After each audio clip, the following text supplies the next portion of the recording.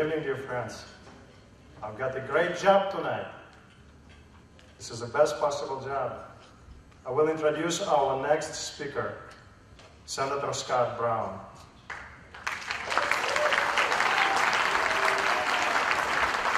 It's a great honor and privilege to have Senator and his wife, Gail, tonight with us.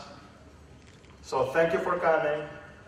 I want to start my introduction by recognizing two very special individuals who are here in the audience, two great friends of our community of many years, Senator's Chief of Staff, Jerry McDermott, and Yulia Goldblatt, his Deputy Chief of Staff. Thank you for your hard work, for many, many years of great friendship. Thank you guys, we love you.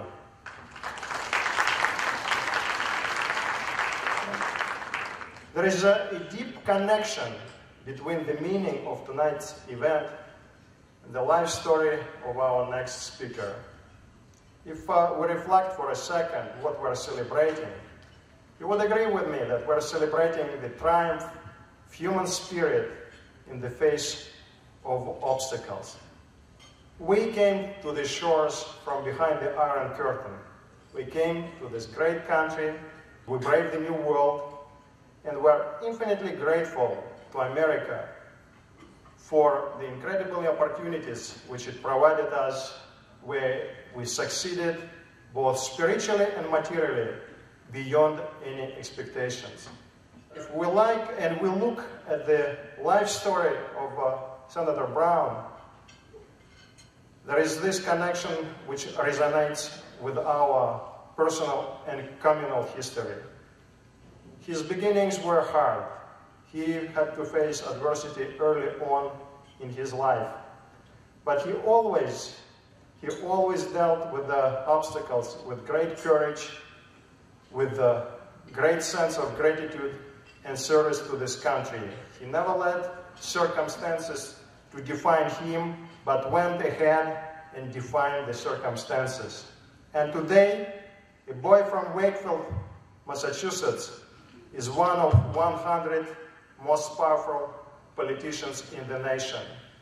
We are teaching our children that they have to pursue success, but they have to combine it with the notion of service to their country and to their community. Scott Brown is a great role model for our youth.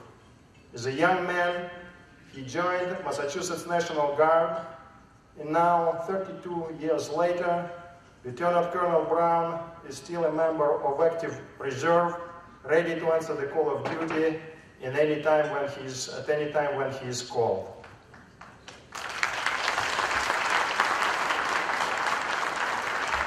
Scott Brown works relentlessly on providing opportunities to all in this country. One of his very important recent pieces of legislation, bipartisan legislation, which he introduced, is the crowdfunding or access to democratization of access to capitalization act, which promises to provide incredible entrepreneurial opportunities to everybody and unleash a real entrepreneurial revolution in this country. As a community of entrepreneurs, we thank you for this, Senator. Senator is an old and proven friend of the Jewish community and of Israel.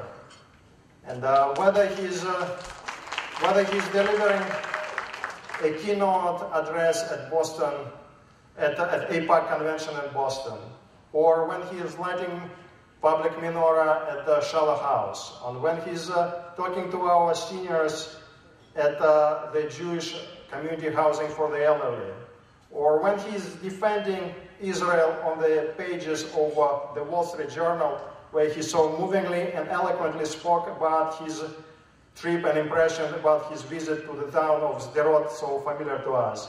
Everywhere and every time he brings warm feeling of appreciation to the Jewish community and a deep understanding, profound understanding of the value of unbreakable bond between Israel, between the United States of America and its closest and most loyal ally in the world. And thank you for this, Senator. So, if you people ask me, what does it take, what it takes to bring a United States Senator to open your community event, and I'll share with you tonight the secret. You have to elect a good man to this office. So my friends, please join me in welcoming to the podium our next speaker, our friend, the man who returned the people's seat to the people, our Senator Scott Brown.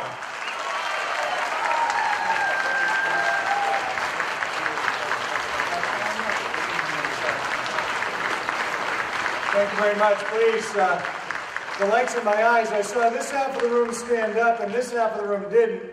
So, just so you know, I have subpoena power now, so you'll all be audited tomorrow over here, and you guys over here, you're all set. So, I want to, first of all, thank you very, very much for that really, truly humbling introduction. It's probably the nicest introduction I've ever had in my life, and I want to thank you very much. And Ari, thank you for obviously holding this event. And Consul General, it's good to see you again, sir. I've been seeing you more lately than I've been seeing my wife, so that's a good thing. And obviously, all of you here tonight, you're here for a reason, obviously, to support the RJCF and obviously support the efforts that you're doing for the youth and for your heritage, and to let people know and remember what's important. And I'm so honored to be here, and obviously my thanks to Greg and his wife Paulina, and Dr. Nagvasaki and his wife Claire, and Rabbi Dan.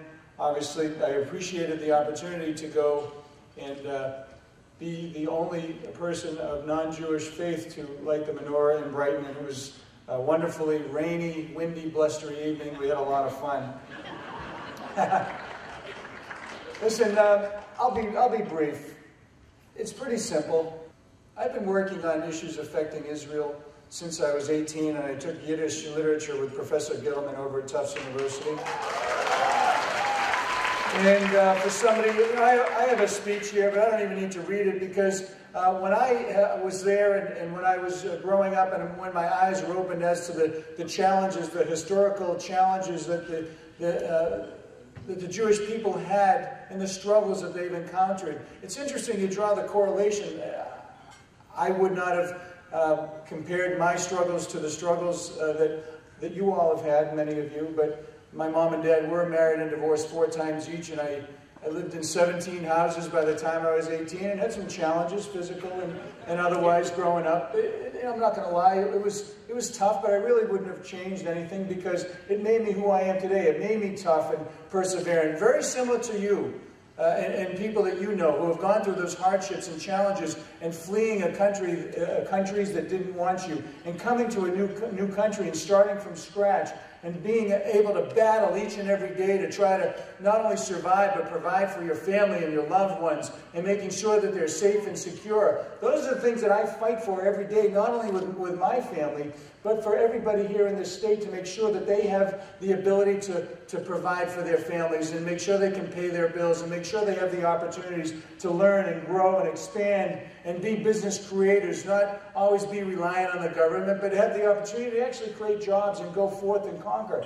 I mean, I feel very, very strongly about that. And when I had the opportunity, my first official visit was to Israel, and I went everywhere. I went everywhere. I was there, Gala and I were there for 5-6 days, met with Netanyahu, met with Fayed and Abbas, and we were there during Ramadan, actually. And it was one of the most amazing experiences I've ever had in my life, my adult life, to note that I was in a country that basically, as a triathlete, if the roads were flat and there were roads from point A to point B, I could run across Israel in a little over an hour. No, I'm serious. And what that tells me is, when I hear the president saying, "Oh, we need to go back to the 67 borders," really? Are you kidding me?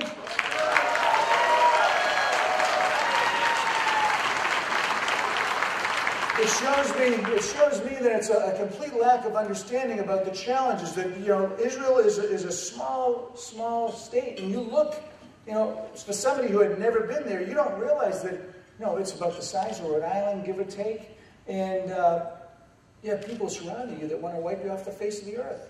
And those very real challenges of waking up, giving your loved ones a kiss and a hug, goodbye, you know, wondering whether they're going to come back. I'll tell you, for somebody who loves their family and works each and every day to protect them and provide for them, it really was deeply moving. And then as somebody who's in the military for 32 years and understands the military challenges of basically surviving, it's amazing. And you're right, Israel is our greatest ally and greatest friend in the region. I know that, I understand that. I work on a daily basis with Senator Kirk and Senator Lieberman and to try to make sure that we can reel in Iran and make sure that we can do the sanctions and we can destabilize their currency and do anything and everything we can to make sure that they do not get nuclear weapons and export terrorism around the region and the world. It's a no-brainer to me. So when I see that these things are happening, I'm going to speak up, especially because Senator Lieberman is leaving. He's retiring. Senator Kirk had a stroke, and he's battling to come back. So that leaves me. And I'm excited to have the opportunity and the challenge to be the leader in the United States Senate, to go forth and represent Israel and all of you in the United States Senate.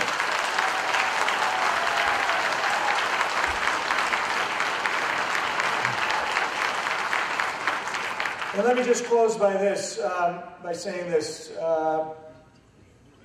know, aside from my marriage of 25 years to my wife Gala and the birth of my kids, you know, being your senator is the greatest honor I've ever had in my life. The absolute greatest honor. And if people forget that down there, when I get a chuckle when I hear, oh my goodness, we have to work on Friday. Really? Yeah, what's the big deal? Of course, we should work Friday, Saturday, Sunday, Monday, Tuesday, Wednesday, Thursday, and make sure that we move our country forward and solve all these very real problems that we have. We have to go down there and start working, folks. And you know what? I know there's good Democrats in here. I know there's good Republicans. I know there's good independents. You know what we are first? We're Americans first. I don't care. I don't care if we're Russian Americans or Greek Americans or Chinese Americans. We're Americans first, and we're in trouble. And we need to work together. And I'm down there battling each and every day to try to make a difference. I'm trying to represent not only the interests of Massachusetts, but our country, especially when we're dealing with our strongest allies in the world, in Israel. So I just want to say that Gail and I are honored to be here. Consul General, it's been a real pleasure. I mean, I enjoyed the prior Consul General, but you're different. You're much better looking. Yeah, he's a great guy. He's working very, very hard, representing, obviously, the state of Israel really, really remarkably well. We are going to stay for a little while, Gail and I. We don't see each other too much, and then we have some family. We're going to go spend a little private time together. We haven't seen each other for quite a while because of the campaign and everything. But all I can say is I can't do this alone. I can't. And I need your help. And if you can help me, I'm so excited to be there for 6 years representing you in the state of Israel and the Commonwealth of Massachusetts. So thank you very much.